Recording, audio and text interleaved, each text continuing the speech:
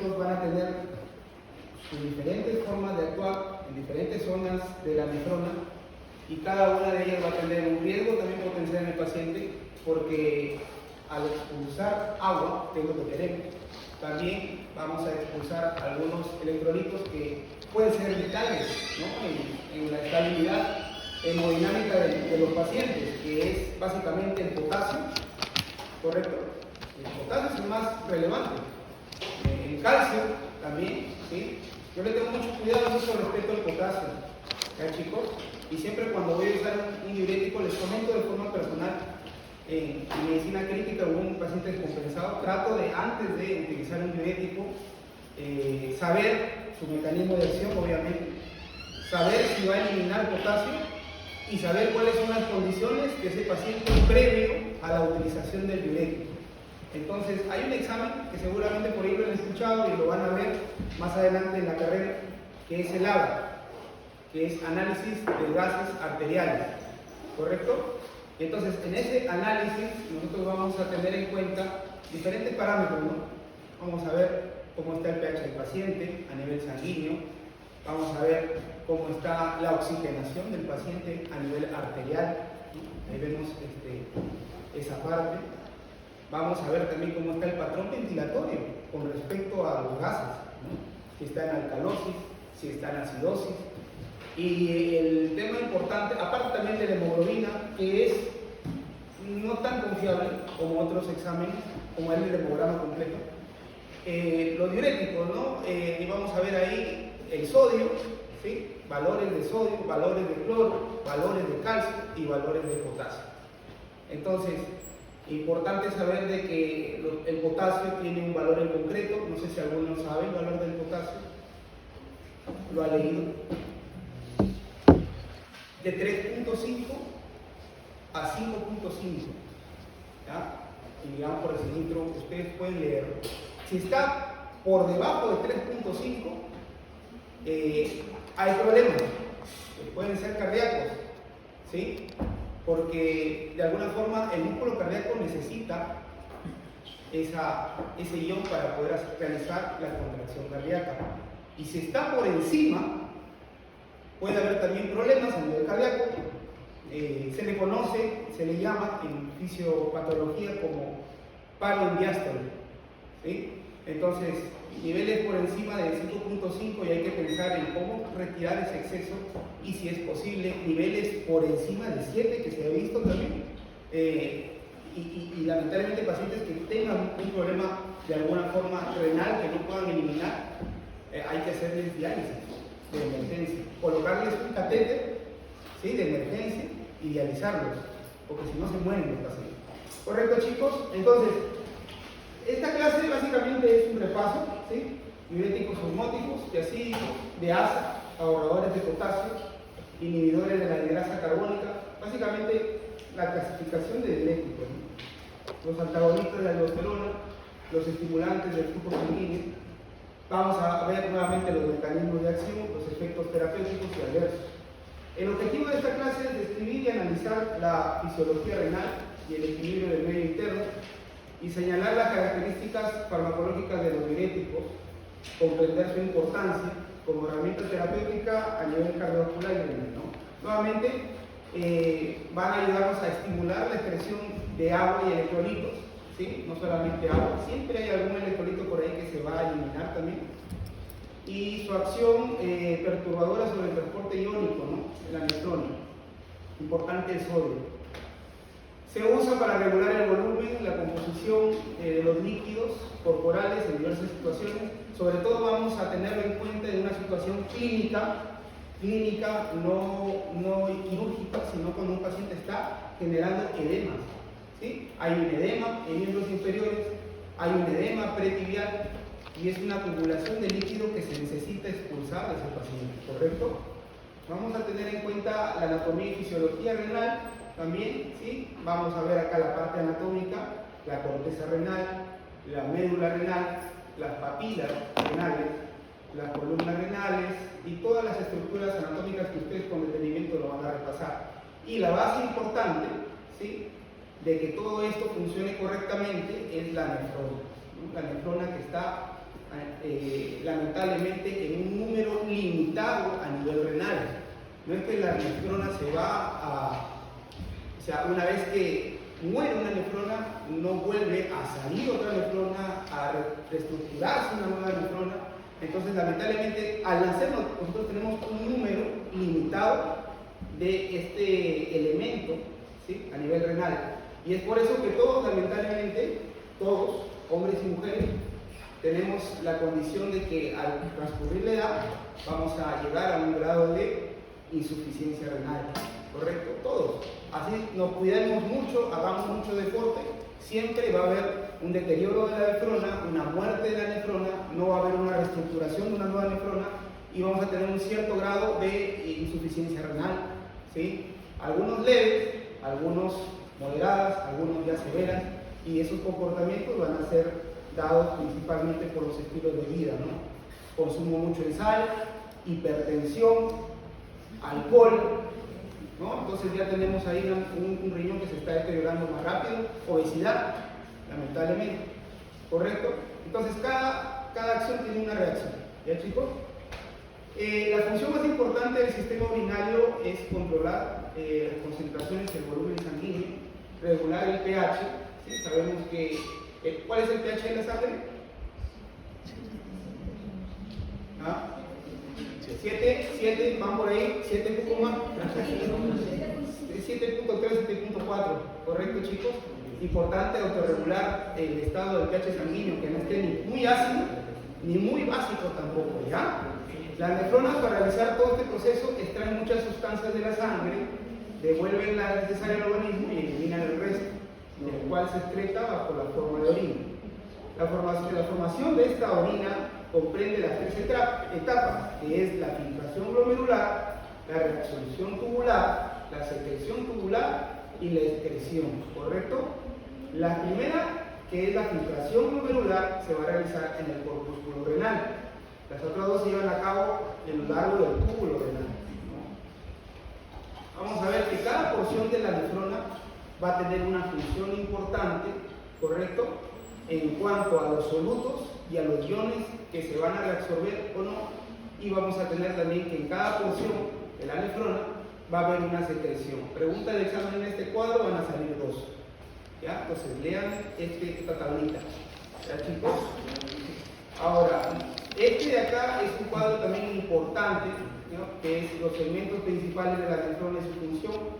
Importante que ustedes tengan un conocimiento básico, de acá no van a salir preguntas, pero lo importante es que lo lean también, tanto el glomérulo, la formación del filtrado glomerular, ¿sí?, el túbulo contorneado proximal, cuáles son sus funciones, ¿no? Aquí habla de que hay una reabsorción del 65% del sodio, potasio, calcio, filtrado y magnesio. Ahora, una cosa importante, chicos, y relevante que ustedes conozcan desde básica: todo ion que se va a restituir en el paciente, cuando un paciente está con un desequilibrio hidroelectrolítico y está con diurético, no se da vía endovenosa periférica, ¿ya? Si tú vas a restituir calcio, ¿ya?, o vas a restituir potasio, tiene que ser por un catéter venoso central siempre, ¿ya? Eso tenganlo en cuenta. Si tienen algún familiar que está con una insuficiencia renal, le hacen una y está con un desequilibrio o está alterado el potasio o el calcio, está disminuido, nunca vayan a colocar, no voy a comprar una ampolla de calcio en la farmacia y le pongo endovenoso o periférico. Puedes matar a la persona. Todo el día central en un ambiente controlado, ¿correcto, chicos? Muy cuidadoso, y es importante que lo conozcan, ¿ya? Túbulo proximal, la función del túbulo proximal, secreción y reabsorción de ácidos y bases, ¿sí? La permeabilidad del agua, importante que ustedes conozcan, los transportadores, y cada una de las porciones, ¿no? Vamos a tener acá la porción descendente del asa de Henle, reabsorción pasiva de agua, porción ascendente, gruesa. Es muy importante esta porción porque acá va a actuar un grupo farmacológico relevante, que ustedes ya seguramente lo conocen. ¿Cómo se llama? Un fármaco bien conocido. Muy bien. Hay que leerlo, ¿ya, chicos? Hay que leerlo. Túbulo contorneado distal y túbulo colector cortical. ¿Correcto? Indicación de la función renal. ¿Cómo vamos a nosotros a medir la función renal, ¿no? Aparte del AGA, el examen que se le pide a un paciente para ver el estado renal del paciente es el famoso glucosa, urea y creatinina, pero básicamente la creatinina, ¿no?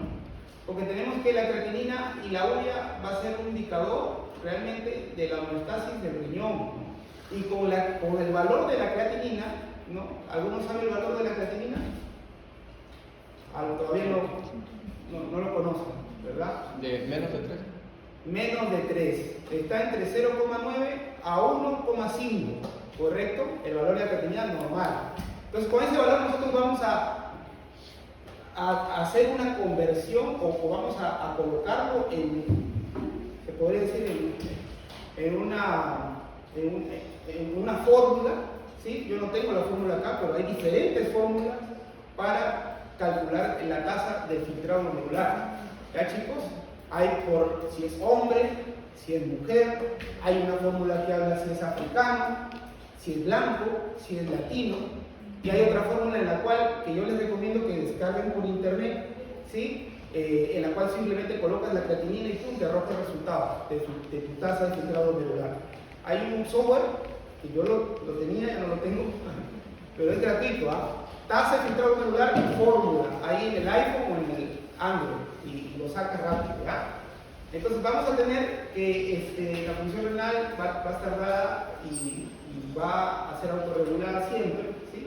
Entre la reabsorción de líquidos y electrolitos para que no se genere edemas en los tejidos, ¿no? Como se ocasionan los edemas en enfermedades como insuficiencia cardíaca congestiva, ¿no?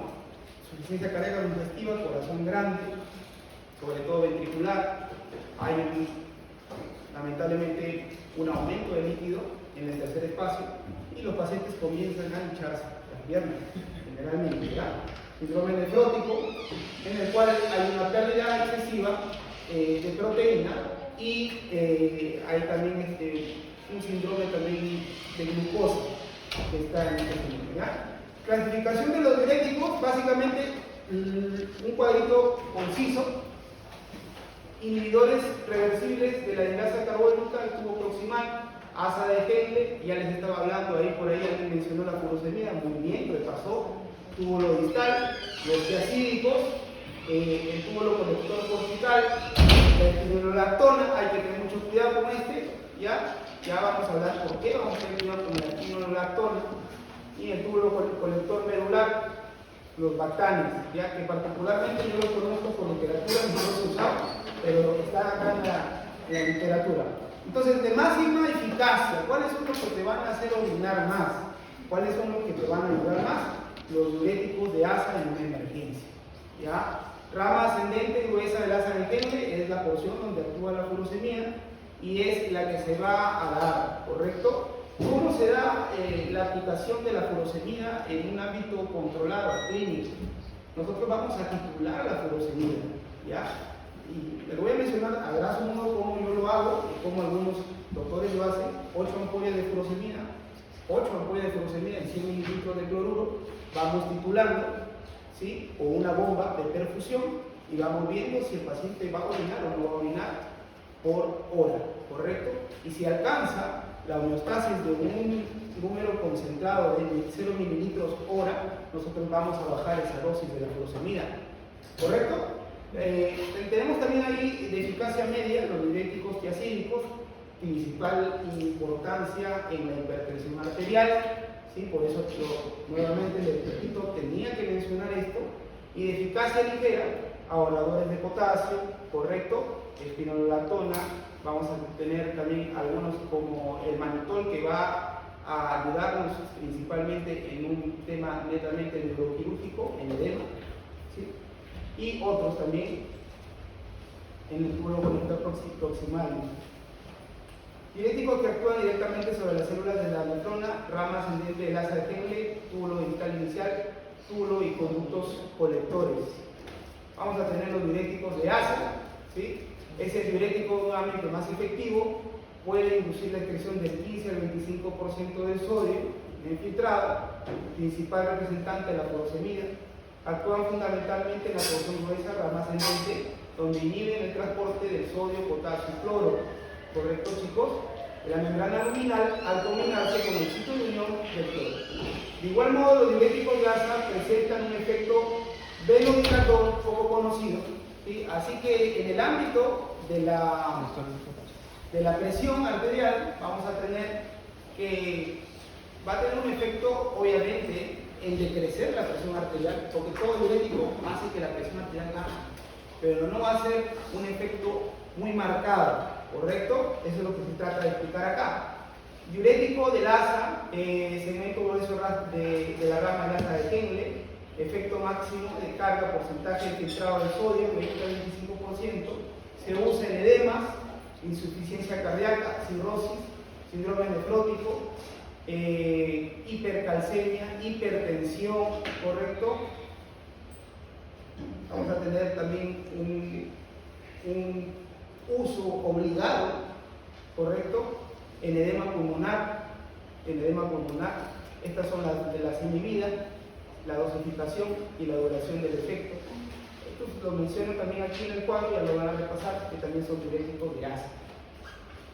Hay que tener cuidado, ¿por qué? Porque si mucho lo haces orinar, ¿qué pasa? Hipovolemia, pues, ¿no? Entonces, tienes que saber graduar cuánto le vas a colocar del diurético, ¿no?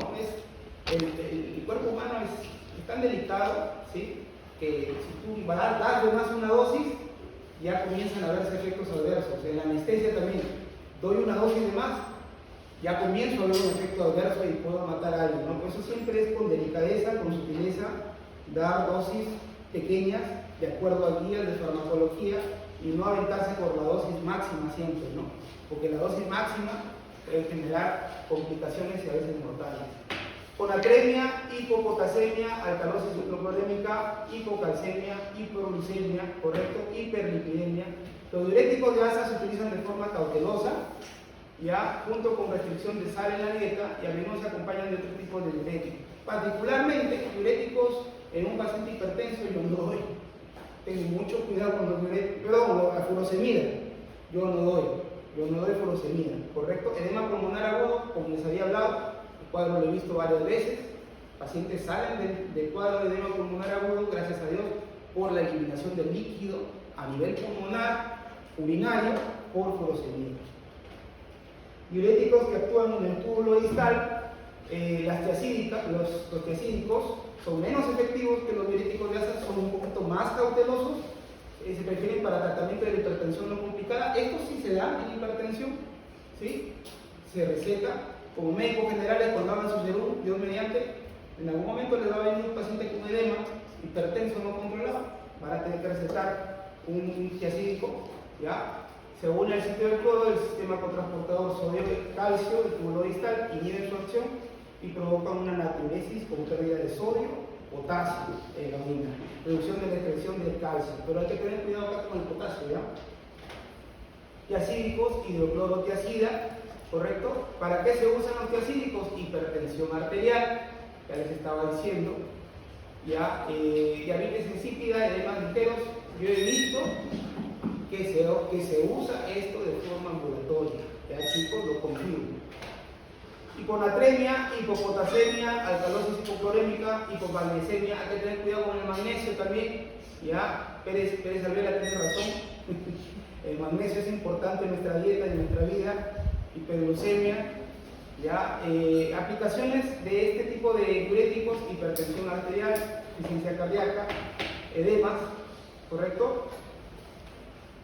Diuréticos ahorradores de potasio. Ahora vamos con la parte un poquito más crítica. Espironolactona. ¿Lo usa? Sí. ¿Con cuidado? Sí. ¿Es el más riesgoso? Sí. Porque puedes ahorrar mucho potasio y puedes aumentar ese potasio, ¿ya? De lo que tenía 5.5 menos, pues mandas a 7 y le haces un paro al paciente. Entonces, hay que tener mucho cuidado con esto. Esto ya es un ambiente controlado, ¿ya chicos? Individual dentro del intercambio de sodio-potasio, cantereno, ya, amilorida. La espironolactona, lo más relevante, pregunta de examen, interactúa con la dieta. ¿Y qué genera? Hiperpotasia. Ya, chicos, estás por ahí con un paciente que tiene dolor en la zona lumbar, tu abuelito, y le han recetado dieta, y por ahí le dan espironolactona. Acuérdate de Walter Carpio, hiperpotasemia, inmortal. Pregunta de examen, ¿ya chicos? Plantereno y el otro también que es la amilorida, también con yeca generan hiperpotasia. Diuréticos osmóticos, tenemos acá a sustancias que son básicamente filtran el glomérulo, pero no se reabsorben en la nefrona. Actúan principalmente en las porciones permeables, túbulo proximal, rama descendente del asa de Henle.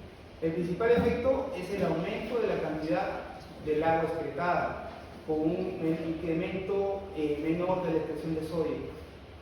Aumenta la volemia, mannitol va a aumentar la volemia, va a aumentar la diuresis, va a disminuir la presión intracraneal y va a disminuir la presión intraocular. Doctor, ¿lo ha usado alguna vez? Sí, lo he visto, sí. Mannitol pide el médico intensivista cuando tiene un paciente lamentablemente que ha sido operado o posoperado de un aneurisma roto, de un edema, que le han hecho una cirugía para evacuar ese edema cerebral, intracraneal. Cuando un paciente lamentablemente llega a la emergencia, chocado en la mototaxi o chocado lamentablemente en una moto lineal, salió como Superman, se rompió la cabeza y está con un edema, ¿no? Entonces, no quieres que se enclave el paciente, ¿no? No quieres que ese edema haga que el bulbo se enclave y que haga paro y que el paciente ya no responda. Entonces ahí tienes que usar mannitol. ¿Qué otra sustancia, doctor, se puede usar? Una solución de cloruro de sodio. Hipertónico. El mannitol también es hipertónico, mantiene el volumen, es inerte, no funciona. Correcto. Y baja la... Correcto. ¿Cuál es tu apellido? David. Tú eres de práctica, ¿no? Muy bien. Muy bien. Solución hipertónica. Diuréticos osmóticos, ¿ya? Es un azúcar. Es un azúcar. Perfusión intravenosa, hay que tener también mucho cuidado con el mannitol, ¿sí? Hay que saber hasta cuándo lo vas a dar el mannitol, ¿sí? Para haber filtrado libremente en el glomérulo. Obviamente que tú vas a dar mannitol cuando el paciente está siendo sometido a una cirugía quirúrgica y ya abrieron la calote, la parte cerebral, ¿sí? Y ves prácticamente el cerebro, ¿no? Como anestesiólogo tú lo estás viendo y cómo lo están operando.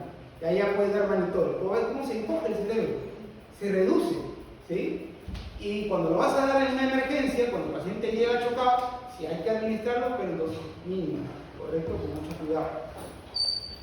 Indicaciones: hipertensión intracraneal, hipertensión intraocular.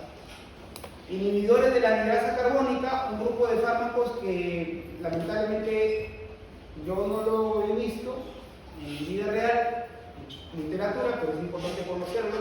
Inhibidor de la anidrasa carbónica, que se encuentra en las células de los túbulos renales, la acetazolamida, ¿sí? Suprime casi por completo la absorción del ion bicarbonato en el túbulo proximal, aumenta la eliminación del bicarbonato y consiguientemente el sodio y cloro, que llega en gran porción del asa de Henle, puede ocasionar acidosis metabólica hiperclorémica, fosfaturia e hipercalciuria con producción de cálculos renales, hipopotasemia intensa y reacciones de hipersensibilidad. Nuevamente acá hay preguntitas de examen, ¿ya? Que acá salen dos más, ¿ya, chicos? Es la nefrona y la porción donde actúa cada una de estas, ¿correcto? La acetazolamida, ya sabemos dónde actúa, túbulo contorneo proximal, ¿no? Las tiacídicos, tubo contorneo distal, ¿no? La furosemida, por acá, en el asa, en la porción gruesa del asa de Henle, ¿sí? Vamos a tener acá antagonista de aldosterona, antidiuréticos, tubo colector y adenosina. Por acá salen dos preguntas, chicos.